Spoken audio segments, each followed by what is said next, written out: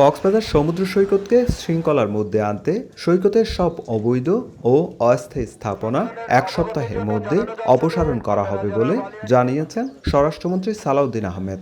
এছাড়া আইনশৃঙ্খলা পরিস্থিতির উন্নয়নে কক্সবাজার শহরের গুরুত্বপূর্ণ স্থানে সিসিটিভি ক্যামেরা স্থাপন, ট্রাফিক ব্যবস্থার উন্নয়ন এবং উখিয়া টেকনাফ সীমান্ত এলাকায় মাদক পাচার বন্ধে কঠোর ব্যবস্থা নেওয়ার কথাও জানান তিনি।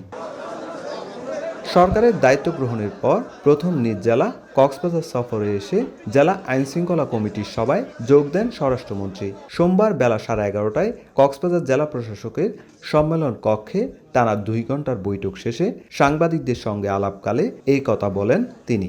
কক্সবাজার সমুদ্র সৈকতকে একটা শৃঙ্খলার মধ্যে নিয়ে আসব এবং এখানে সমস্ত অবৈধ যে স্থাপনা বা অস্থায়ী স্থাপনা যেগুলো হয়েছে এগুলো এক সপ্তাহের ভিতরে ক্লিন হবে জেলা প্রশাসনের নেতৃত্বে, বিচ ম্যানেজমেন্ট কমিটির নেতৃত্বে। মাদক কারবারিদের তালিকা প্রকাশ্যে ঘোষণা করা হবে না। প্রকাশ্যে তালিকা দিলে তার রাজনৈতিকভাবে প্রভাবিত হওয়ার আশঙ্কা থাকে এবং তাতে ভুল ত্রুটি দেখা দিতে পারে। তাই অত্যন্ত পেশাদারভাবে তালিকা তৈরির কাজ চলছে বলে জানান স্বরাষ্ট্রমন্ত্রী।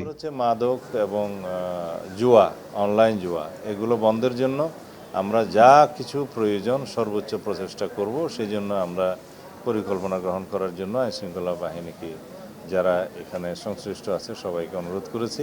প্রশাসন, জনপ্রতিনিধি, সাংবাদিক এবং সব শ্রেণী পেশার মানুষের সম্মিলিত সহযোগিতায় কক্সবাজারে আইনশৃঙ্খলা পরিস্থিতির উন্নয়ন এবং শৃঙ্খলা প্রতিষ্ঠা সম্ভব হবে বলে আশা প্রকাশ করেছেন স্বরাষ্ট্রমন্ত্রী। সুজাউদ্দিন রুবেল, সময় সংবাদ, কক্সবাজার।